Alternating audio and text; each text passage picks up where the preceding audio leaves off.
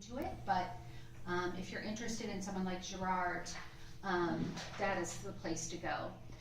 One of the other things I did before coming to the archives is I taught up at Ball State in the anthropology department. So I taught just basic cultural anthropology classes as well as museum studies classes. And I've been with the archives for about a year and a half, a little bit more than a year and a half, which is kind of crazy. So I wanted to start today with just trying to think about what an archive is. I think that for someone like me, I know what an archive is. I've been to them, I've researched them, I've worked in them. Lots of people, no idea what an archive is. And in part, I learned this because I have a board of over 20 people, and I'm gonna guess that probably half of them couldn't define what an archive is, at least when I started. I'm hoping now, a year and a half later, I've articulated that, and so what I want to do is I want to say what an archive isn't, okay? And so I want to start with, what's a library? And to just, when you think of a library, what do you think of? How do you access it? Books. You think of, okay, books? Books, yeah. What else? How do you find the books? Through the grid.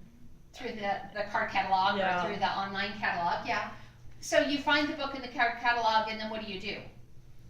Go search down the stacks. Okay, so you don't need help doing that, really, right? You're allowed to go into the stacks, pull it up. You find your book, what's next? Check out. You check it, and then what do? Read it. You read it, you bring it home, right? You're allowed to take it home, okay?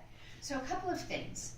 So an archive, so we might have some books, but books are things that there are, thousands of the same book all over the world, right? Because that's what books are, is they're printed, and so there are lots of them.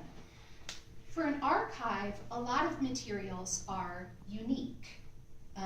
They're one-off items. The one sketch by Harry Weiss of the County Home for the Aged, or I think it's now called, I forget what it's called now.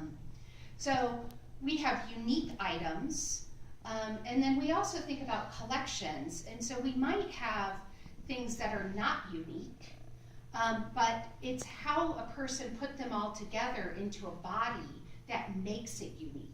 So it's not something that can be mass produced, okay?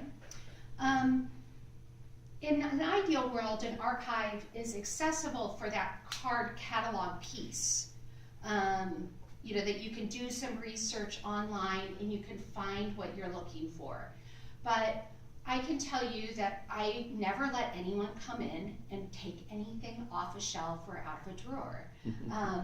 And that's another piece, is that I carefully control what we do so that people come to me and say, hey, I'm interested in this. And I say, great, here's the material. I figure out what I think is going to meet your research needs through conversation, and I prepare those materials for you to look at. You never can take anything out of an archive. It's not allowed. So those are the ways in which an archive is distinct from a library. One of the other things is then a museum, because I think that this is, I think also a lot of people, there's some confusion about what's the difference between an archive and a museum. So a museum, same questions, like what do you do at a museum? How is it organized for you to interact with those materials? It's more visual. It's more visual, okay. What else? How is a typical museum organized, like an art museum? Maybe by artist, or maybe by artist. Yeah, sometimes you have specific artists. Yeah. Usually they have things out more, like different sections cordoned off, Right. for people to see. Right. See different eras in town. Yeah, different eras, different times, different cultures. So there are these sort